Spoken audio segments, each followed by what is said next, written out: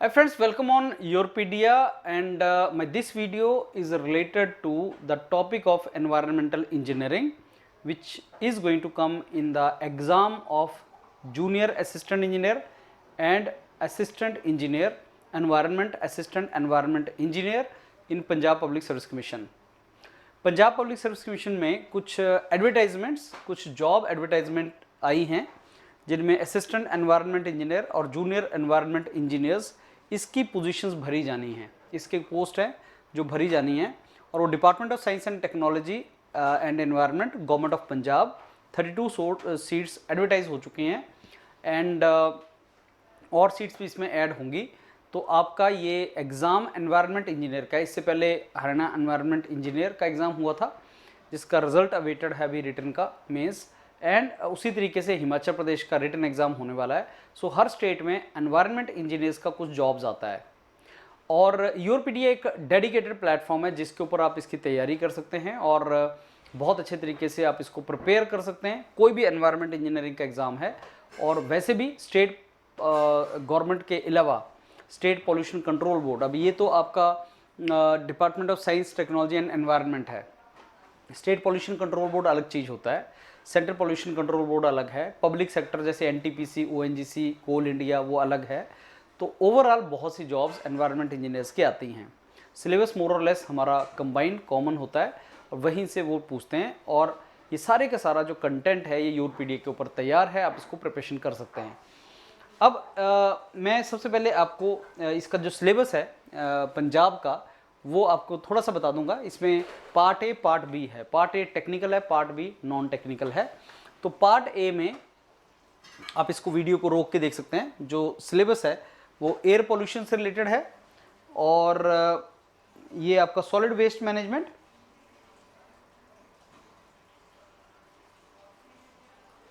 Hydrology and ground water, environment and ecological studies।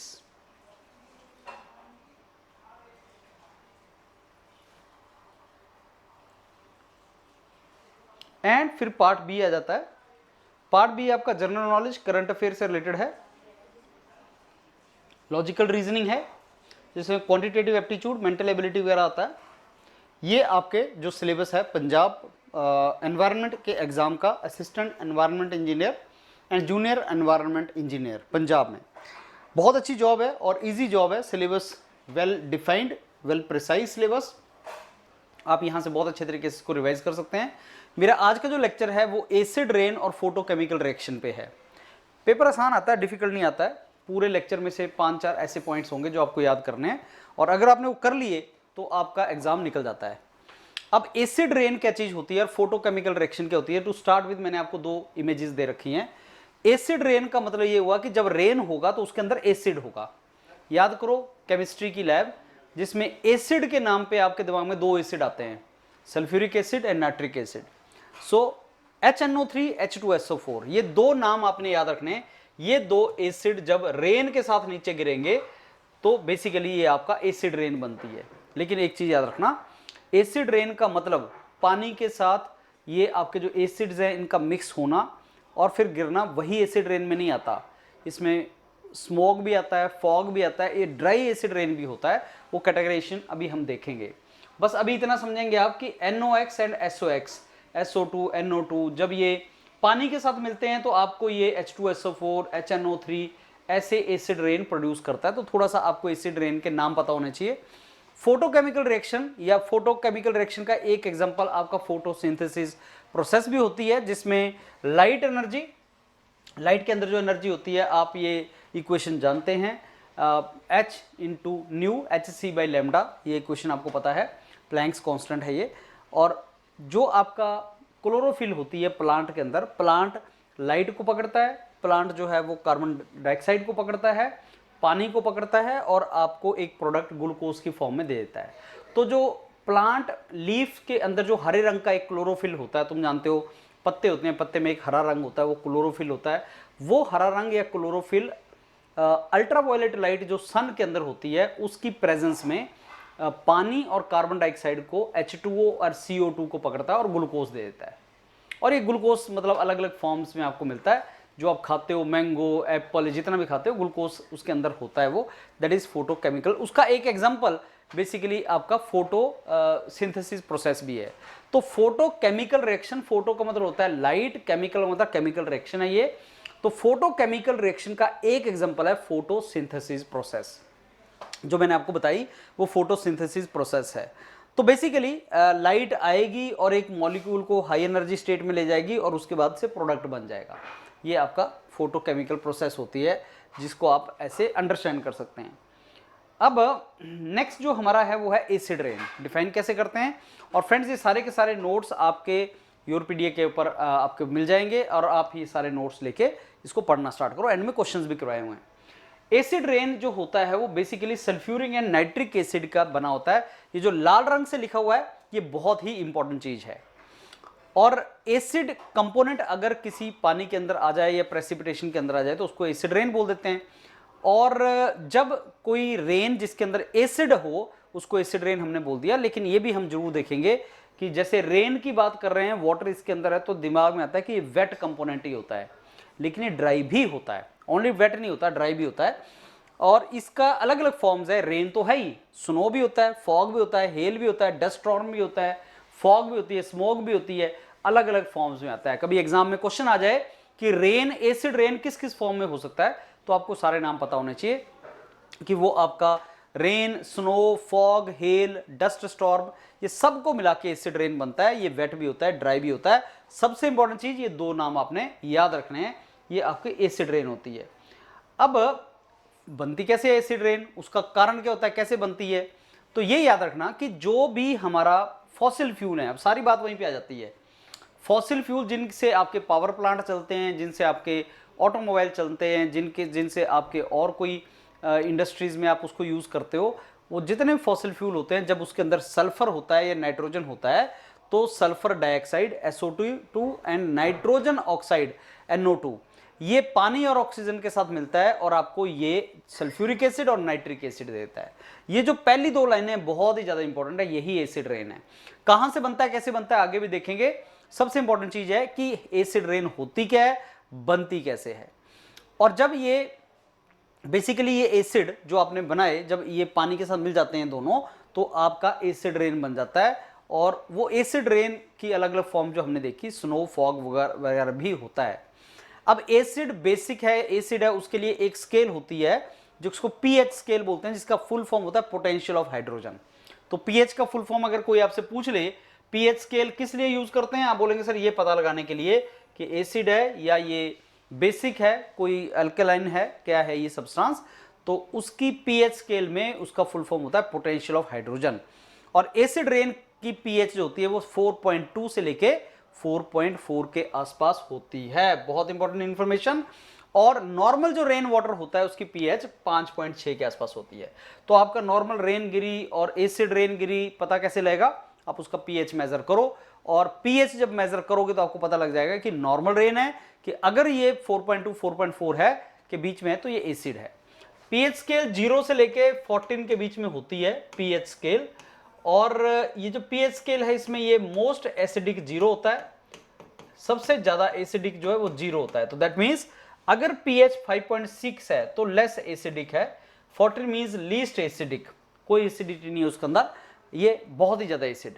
तो 4.2 से 4.4 जो एसिड रेन है उसके अंदर ज्यादा एसिड्स हैं कंपेयर टू नॉर्मल रेन।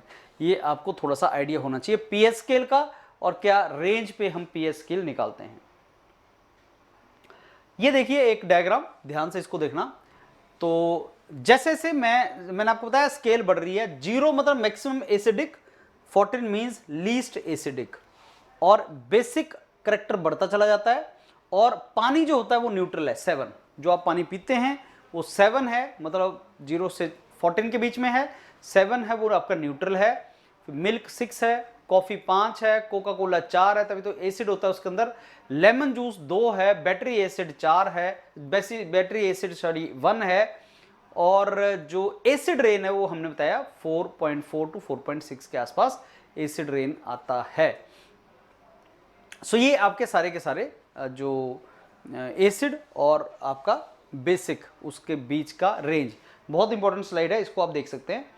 अब कारण क्या है भाई, एसिड रेन के कारण क्या होते हैं? सबसे बड़ा कारण है fossil fuel, burning of fossil fuel. Fossil fuel मतलब जिसके अंदर कार्बन होता है, जैसे पेट्रोल, डीजल, जितना भी आप बर्न करते हो।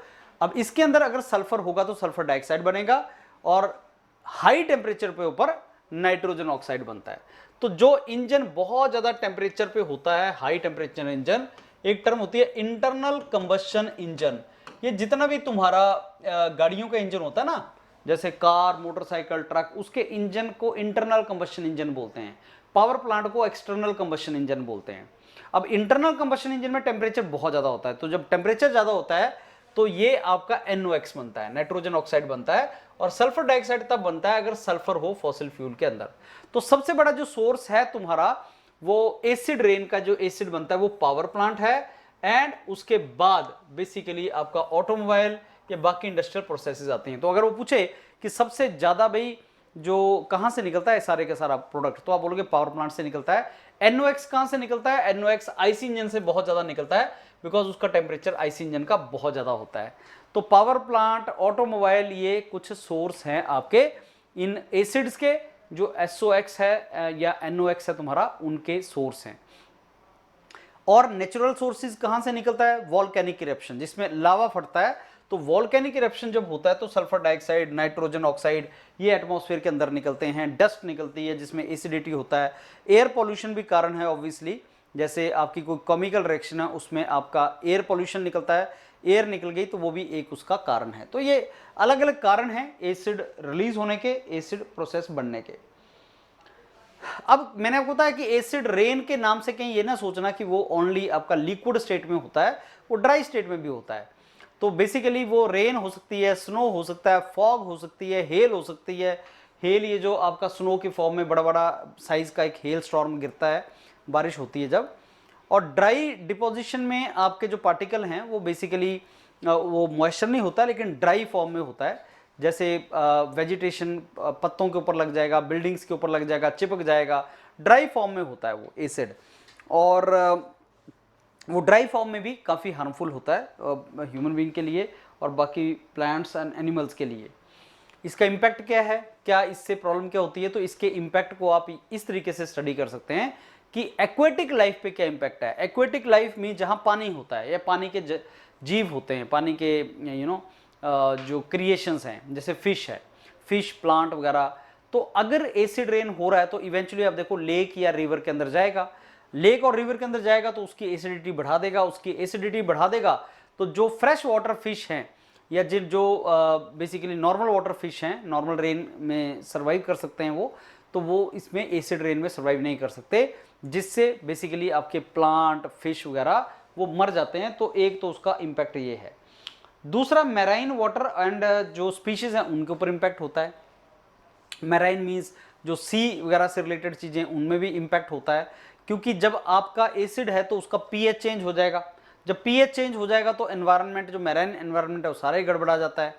और कई ऐसी मैराइन स्पीशीज़ हैं जो शेल बनाती हैं, अलग अलग तरह के उसके बेसिकली स्पीशीज़ हैं। तो सारी के सारे वो मैराइन लाइफ से रिलेटेड मैनग्रूव ट्रीज, ये वो जितने भी मतलब वेजिटेशन है, वो सारे के सारे वेजिटेशन के ऊपर लेक, रिवर पे फर्क पड़ता है तो मैराइन पे पड़ता है।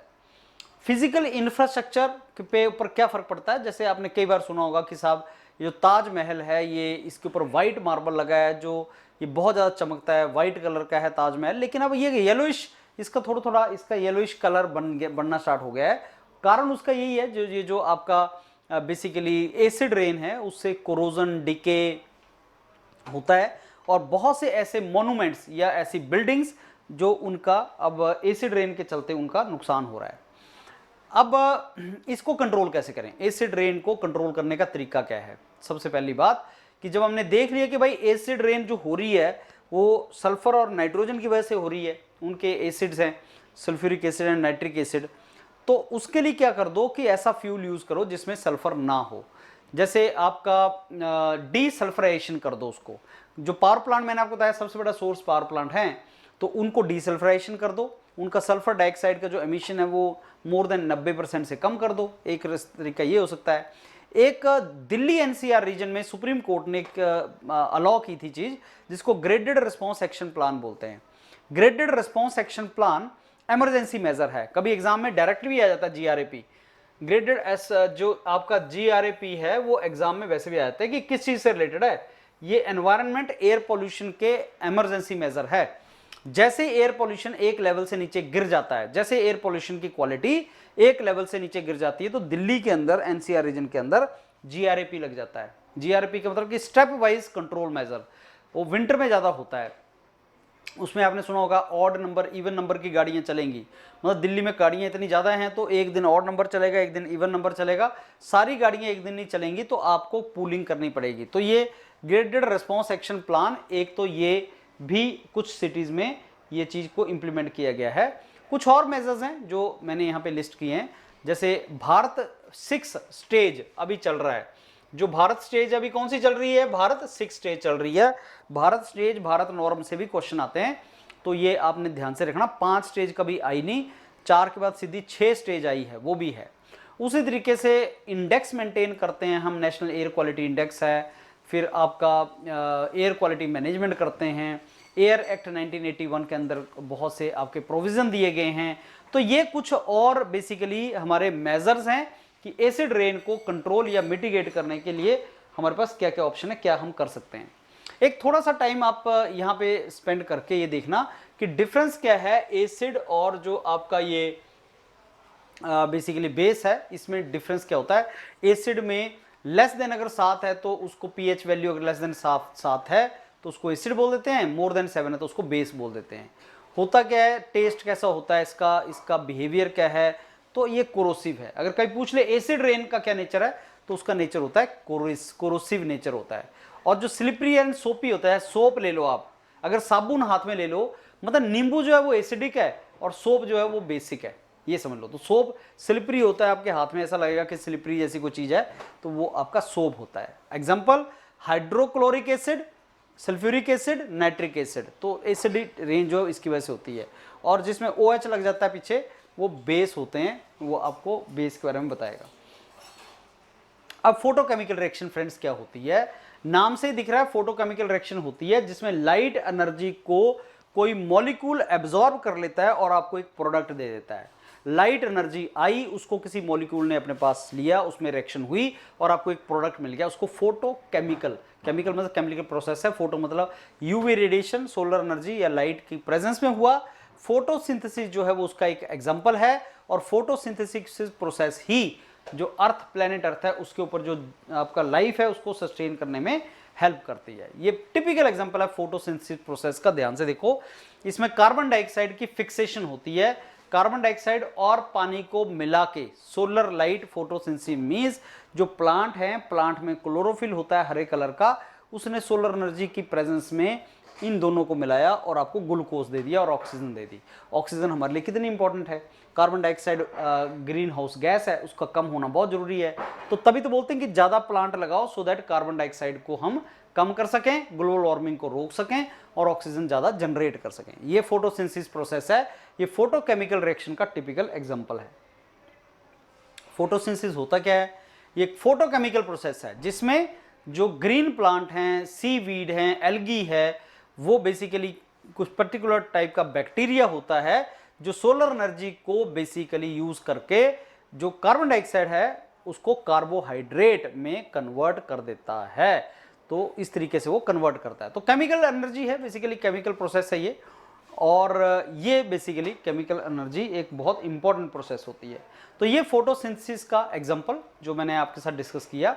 और एक केल्विन साइकिल है फ्रेंड्स, जो मैं डिटेल में एक और लेक्चर में भी आपके साथ लूंगा।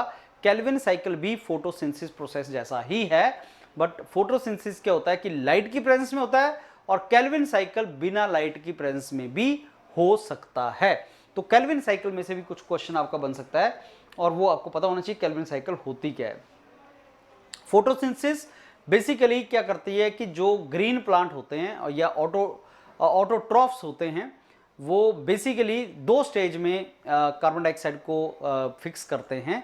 एक इसकी दो स्टेज की फोटोसिंथेसिस होती है, लाइट डिपेंडेंट और लाइट इंडिपेंडेंट। जो लाइट डिपेंडेंट है वो तो मैंने आपको बता दिया, लाइट की प्रेजेंस में कैसे वो बनता है, शुगर कैसे बनी। और लाइट इंडिपेंडेंट मीन्स डार्क, जब लाइट नहीं है तब भी बनता है, उसको केल्विन साइकिल या C3 साइकिल बोलते हैं। बस ये देख लेना, केल्विन साइकिल का एक और नाम है जिसको बोलते हैं C3 साइकिल, और वो फोटोसिंथेसिस का ही एग्जांपल है और फोटोसिंथेसिस या फोटोकेमिकल प्रोसेस में आता है। अब केल्विन साइकिल क्या होती है, दो चार बातें यहां बता देता हूं, बाकी तो इसके ऊपर पूरा डिस्कशन हो सकता है। बट केल्विन साइकिल एक केमिकल प्रोसेस है जिसमें कार्बन डाइऑक्साइड को शुगर में कन्वर्ट किया जाता है, यही फोटोसिंथेसिस प्रोसेस है। तो हमने फोटोसिंथेसिस प्रोसेस भी तो वैसे की, बस ओनली डिफरेंस है कि फोटोसिंथेसिस प्रोसेस लाइट की प्रेजेंस में, अल्ट्रावायलेट रेडिएशन जो सन की है उसकी प्रेजेंस में, और केल्विन साइकिल उसकी एब्सेंस में भी हो सकता है। तो ये इसमें बेसिकली 3 स्टेजेस होती हैं जैसे यहाँ पे मेंशन की गई हैं, और ये बेसिकली कार्बन डाइऑक्साइड और वगैरह को इसको ग्लूकोज में कन्वर्ट करता है, C3 साइकिल। कार्बन जो है कार्बन साइकिल से वो शुगर में वगैरह में कन्वर्ट हो जाता है, और क्लोरोफिल क्लोरोप्लास्ट एक होता है इसमें प्लांट्स में, उसका यूज इसमें होता है। एंड प्रोडक्ट क्या है C3 साइकिल का, ADP, NADP, ग्लूकोज, ये उसके बेसिकली एंड प्रोडक्ट हैं। तो आपको थोड़ा एंड प्रोडक्ट का पता होना चाहिए कि एंड प्रोडक्ट्स क्या हैं और स्टेजेस क्या हैं।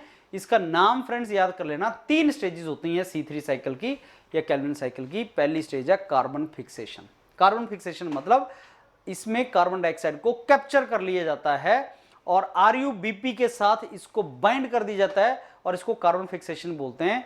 और यहां पे फिर हमारे पास ये अलग अलग टाइप के बेसिकली प्रोडक्ट यहां पे बनते हैं। तो ये पहली जो साइकिल है वो आपकी है कार्बन फिक्सेशन साइकिल। दूसरी जो साइकिल है, दूसरी स्टेज है वो है रिडक्शन स्टेज।